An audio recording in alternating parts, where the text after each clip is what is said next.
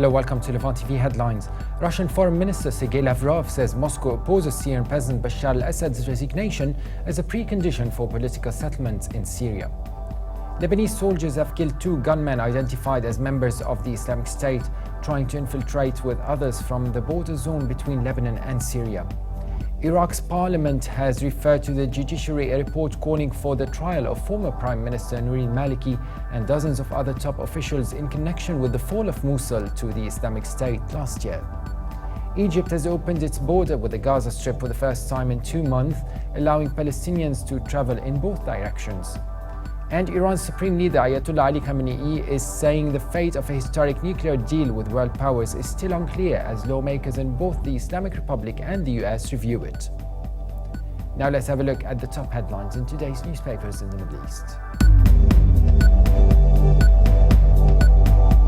Starting from Beirut, the Daily Star leads reporting that at least 20 Syrian rebels, including a local commander, were killed overnight as Hezbollah and the Syrian army made new gains in Zabadani, near the border with Lebanon.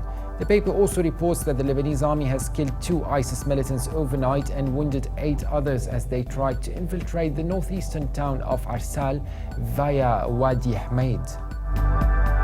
The Egypt Independent leads reporting that the death toll for the current heat wave sweeping through Egypt has reached 97 since the August 9th.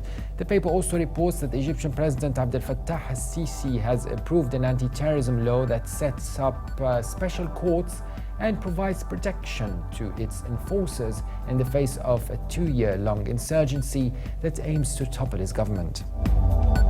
From the UAE, the Khalij Times leads reporting that during a meeting with Indian Prime Minister Narendra Modi, Sheikh Mohammed bin Zayed Al Nahyan said the UAE is looking forward to scale friendly ties with India to new ambitious heights at all levels. The paper also reports that Emiratis began submitting their paperwork to register their candidacies for October's Federal National Council elections at centres throughout the country. Now let's have a look at the top Middle East headlines from papers in London.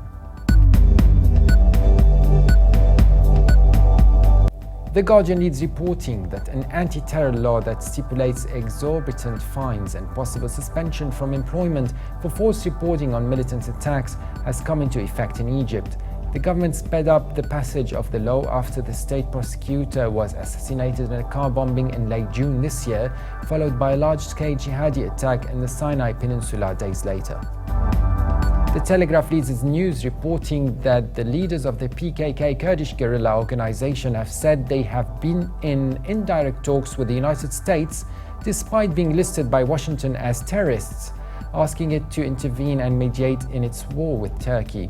In an interview with the Telegraph, Jamil Bayik, one of the 3 main interim leadership council of the PKK, also said the group was rejecting any idea of a unilateral ceasefire in the recent fight with Ankara. The Independent leads reporting that the Israeli Defense Force is believed to be preparing for a possible ground operation in Syria. Local news channel 2 reported a large-scale drill by military forces along the border on Sunday, which simulated a possible incursion into Syrian territory and the evacuation of Israeli citizens from nearby border towns. And now let's have a look at top Middle Eastern headlines in international papers. From Germany, the Deutsche Welle reports that Ankara and Washington have said the US will pull Patriot missile batteries from Turkey in October, but is ready to return them at short notice if needed. The US Patriot missiles batteries, which had been in Turkey in part of a NATO mission whose mandate runs out in October, will be deployed to the United States for upgrades.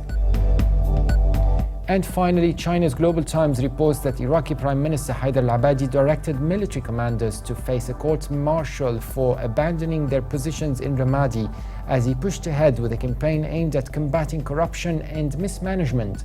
Underlying the risks of the ambitious reform agenda, however, the head of Parliament's Integrity Panel, which refers corruption cases to the courts, said his convoy had been targeted west of Baghdad on Saturday evening. That was it for today. For more updates, please visit levant.tv. Thanks for watching. Be sure to join us again tomorrow, and bye for now.